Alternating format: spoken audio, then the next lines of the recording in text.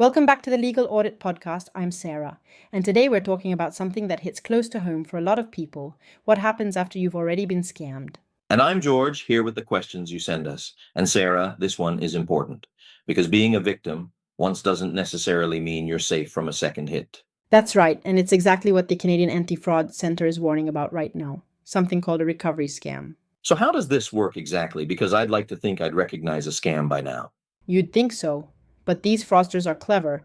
They come back to previous victims and promise they can recover the money that was already lost for a fee, of course. And I'm guessing the fee is the whole point. You're not getting anything back. Exactly, you're losing more, and they do it by contacting people out of the blue, sometimes pretending to be officials or lawyers, sometimes pretending to be a fraud recovery agency. Okay, so what are the red flags I should be watching for if someone reaches out claiming they can help me? The big ones are unsolicited contacts, someone you didn't ask for, promising to recover funds for a fee, heavy pressure to act immediately to secure a refund, and requests for upfront payment, especially in gift cards or cryptocurrency. Gift cards and crypto, classic. And they often claim the funds are frozen and you need to pay to release them, right? Yes, that's a very common line, and anytime you hear frozen funds plus urgency plus an upfront fee, that's your cue to walk away.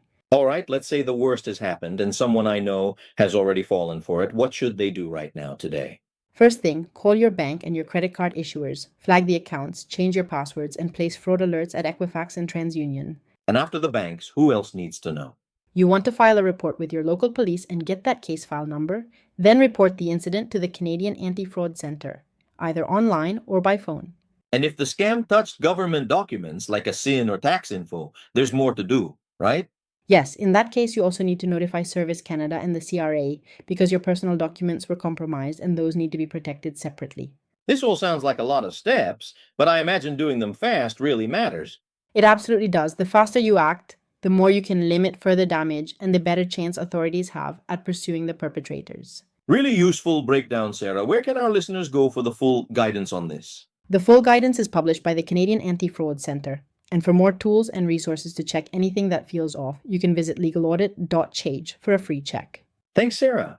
And listeners, if something felt urgent or too good to be true today, it probably is. We'll see you next time. See you next time. Stay safe out there.